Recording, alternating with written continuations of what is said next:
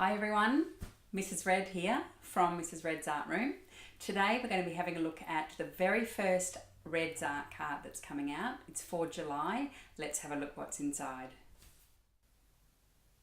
Here we are. Welcome to the very first reveal of the Red's Art card. Very exciting. We've gone with a watercolour theme this month, and anyone who knows me well as Mrs. Red knows that Mrs. Red loves to do watercolour and doodling. It's a big passion of mine, especially for the last couple of years.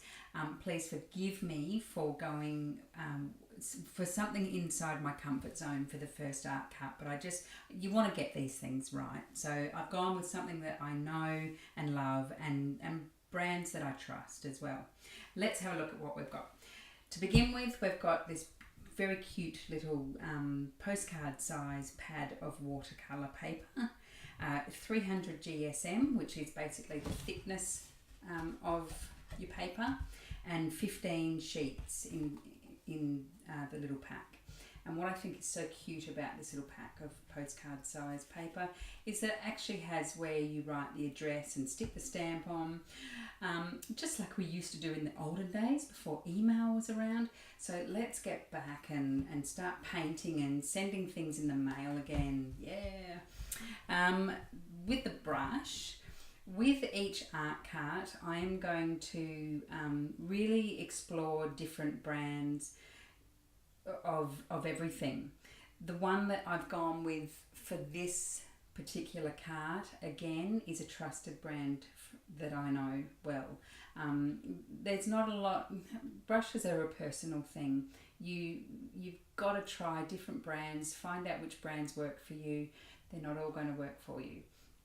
This particular one is a synthetic bristles, and for that it's a good idea for watercolour to have a synthetic bristle, because it holds the water inside the bristles and it's very soft, so you're never going to get any scratchiness, which you don't want when it comes to watercolours.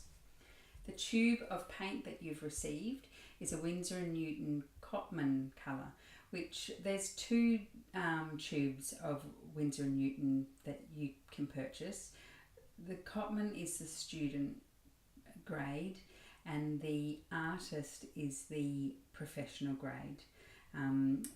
The student grade comes in an 8mm tube and the artist quality comes in a 5mm tube, and they're roughly like, the Cotman's half the price of the artist grade, roughly, not completely, but roughly. This little one here, also another Winsor & Newton product, is called a watercolour stick. I haven't used these before, so I'm looking forward to using these. Apparently they bring drawing and painting together. It'll be great to use. The pen that I have chosen for this card is really an all-rounder. It's not archive quality. It's not going to, it will bleed if you put water on top of it, but it's just one of those all-rounder black doodling pens, which works really well. And what I really love about this one, I will show you this when I actually demonstrate on paper, but that little nib actually will go back inside itself. So it's particularly for kids who love to press down hard on pencils and pens. They can't split that nib, they can only push it in and it comes straight back out. So that's a good little thing to know. Now, with every card you're going to receive what is called an artist trading card, and these are huge in America, not quite so in Australia. We have never really cottoned onto it as much as I've tried, when I've been in the art room. The idea behind this little card is completely optional. You can do an artwork on this, send it back to me, and then I will pop it into someone else's art card the following month. Again, that's optional. You can do that. You could do an artwork on that and send that off to someone you know, or you could just stick it on your own wall. Doesn't matter. All right, let's find out what all of these products can do.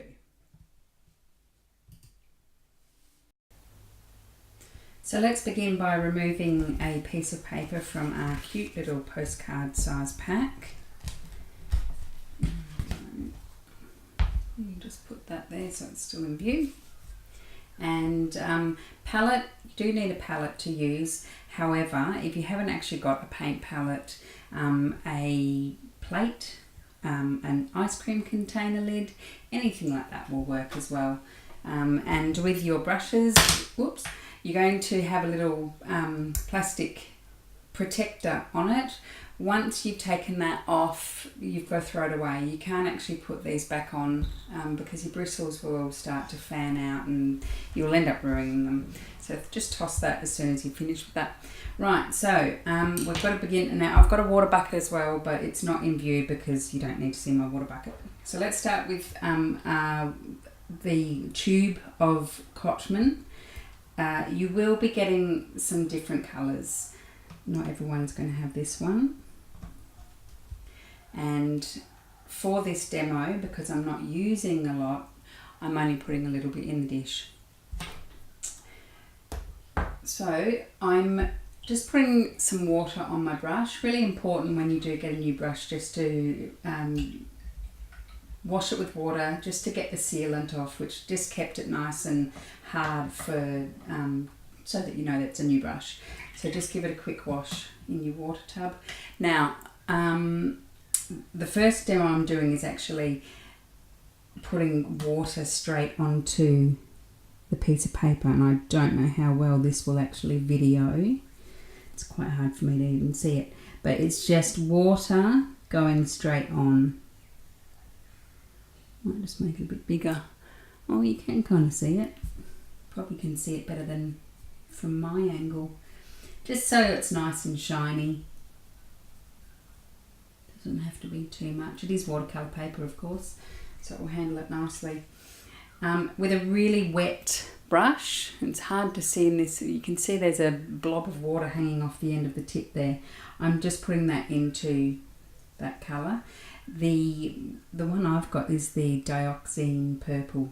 Beautiful, beautiful colour. One of my favourites. Now I am just going to touch that into the water. So that colour is not going to go anywhere where the water isn't. So it's only going to spread out to the edges of that circle that I've created with the water. This is one way you can use the watercolour papers. Let me get that there. Now if that was to dry, you can intensify that colour by going over it later. Can't really intensify it now because it's too wet. So that's one way you can apply that. My brush is no longer white. The other way to do this would be to go straight direct into. Now these watercolour paints, you want it to do this. You want it to fan out, and you can't really put enough water into it just with your brush like that. So the next demonstration is actually going to be going from the brush straight to the paper, just to show you the difference. You're getting a much darker, more true to the actual pigment of this particular colour. And the colour will go where your brush goes, as opposed to this one where it would just keep spreading. Now if you'd like to water that down a bit, because it may be too dark, well it's very shiny there, isn't it? There we go. You can just rinse your brush and add a bit more water, and then, not that this is on camera, but squeeze the water out of your brush and go back to it, and you can just remove the water that way. You can also use paper towel if you like. So there's two different ways that you can use the tube of watercolour. I'll also just do a fine little line with it. That I can see in the camera that colour looks really, really black in the palette there, but it's not. It's a really beautiful purple. I'm just demonstrating the difference between the tube and the stick of watercolour. So there we've got, now I might just, that was quite a intense purple, whereas I'll get it right on the outside so it's, yeah, much more of a light wash happening there. Okay, now the other way we'll just demonstrate is just using, if I just put down very thick there.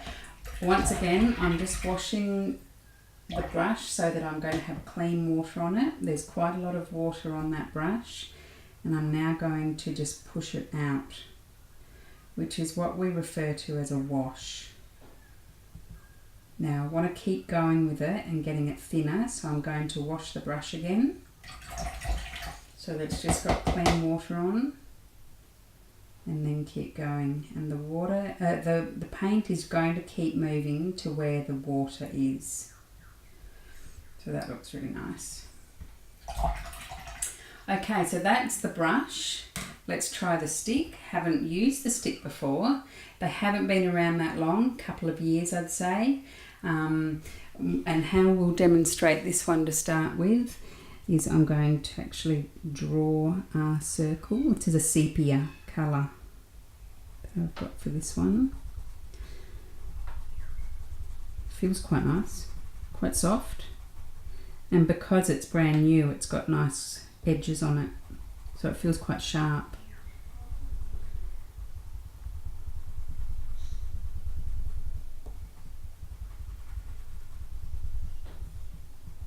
There we go. The water, I'm using the same brush. With watercolour, it washes off so quickly anyway, so that is nice clean water on that brush now. Ooh, there we go.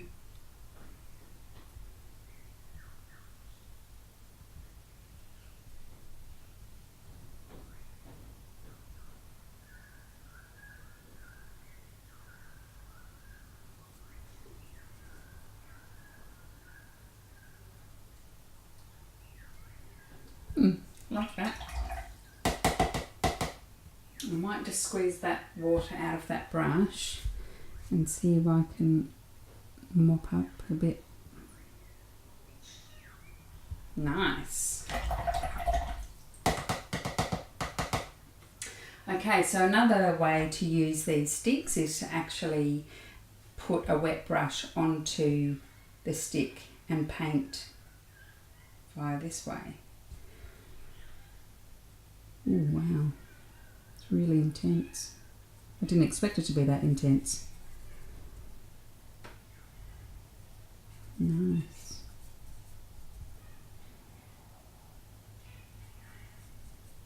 I guess you don't have as much control over the dark and the light by painting it that way, but I could again, I guess, dampen, squeeze the water out of the brush.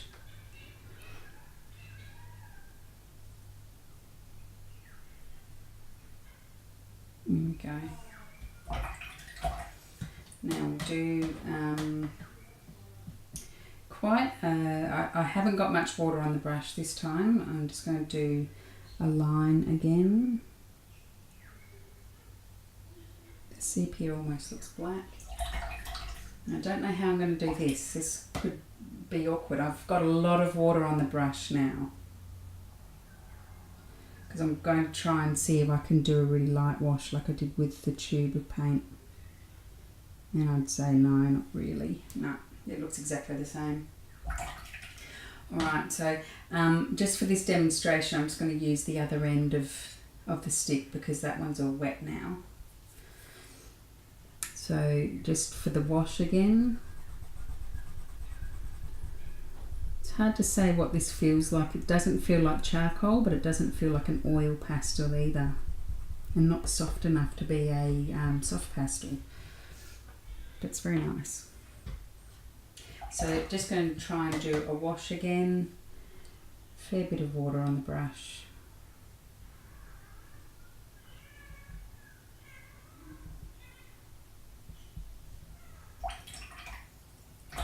just washing off any of that sepia that was on the brush so that I can just have clean water again.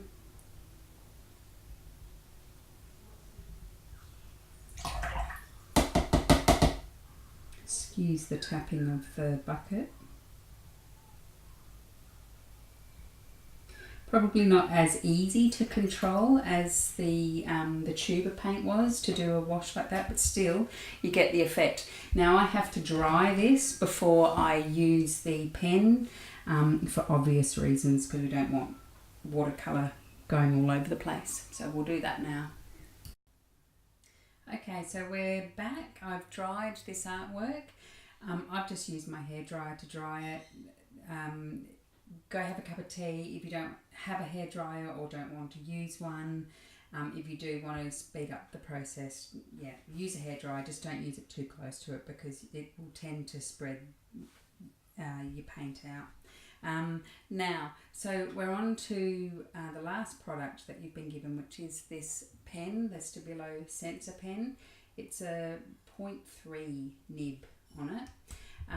It's a cushioned tip that adjusts to the user's drawing style and the pressure they use, and it's very hard for me to demonstrate in this little video, but if I was to push down and do this to the pen that you've been given, push it down and the nib will actually go up inside.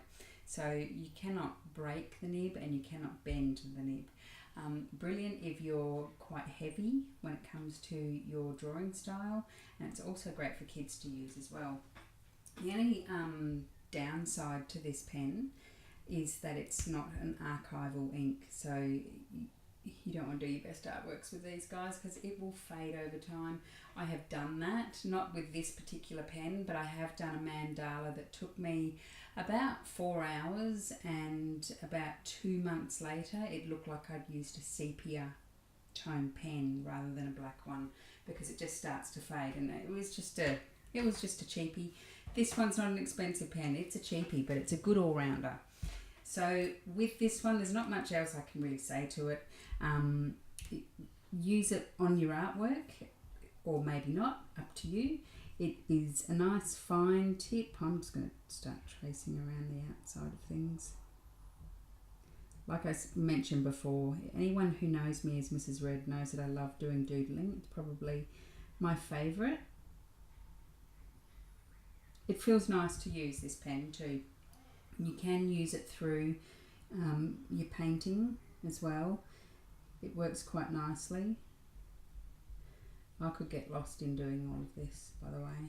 I could just sit here for hours. Even now, you probably won't be able to see this one. I'll go... You might be able to see a bit of it, yeah. It's still, some pens don't like to go over watercolour paper. Watercolour paint. These ones seem to be fine with it. Let me try the crayon. I've got to say, the stick. If you weren't to know which one was the stick and which one was the tube of watercolour, I reckon it's pretty hard to tell. Really enjoyed using the stick. Now what I will do, I'm just going to show you, and it may not work and it may work, I'm not sure, but I'm going to put some water over the top of this. Yeah, there we go. So not a waterproof pen. So there are pens that you will receive in further future art carts that will have an archival quality to them. This one isn't one of them, because obviously it's just going to start running. Even if I'd drawn that a day ago and then went back to it, the water will still make it run. There was one other thing that I wanted to do with this was just lay it down first and then put the water over it and see if we're going to get any different effect from that. I didn't do that earlier, so I'll just do it now.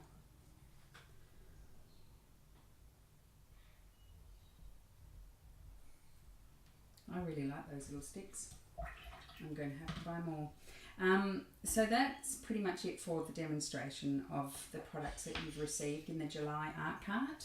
There will be also an additional video which I'm about to do, which will be me doing a little drawing illustration, pen and ink, which it won't have any voiceover, it will just be music, and it'll just be me doing the demonstration which you've received in your art cart box. So please enjoy using these materials, and I look forward to seeing some of your work on social media. My apologies everyone, I haven't finished yet. I just wanted to give you a quick tip in regards to your leftover watercolour tube. I'll try and bring it into the spotlight without putting the actual light too much onto it. If you have a artist watercolour palette such as this one, that you can leave the paint in there with watercolour. You can leave it in there, let it dry, and the next time you want to use it, you just need to apply a wet brush again, and it will just come to life again. So that's the great thing about watercolours. If you have a palette that is reserved just for your watercolours, you're never wasting them by washing. You don't have to wash your palette out. The only times you do wash your palette out is if you contaminate one colour with another colour.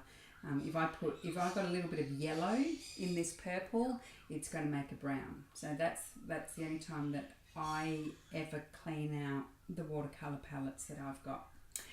Okay, that was the last little tip that I just wanted to make sure that I added. So that's all, bye for now, and go and enjoy some beautiful artworks.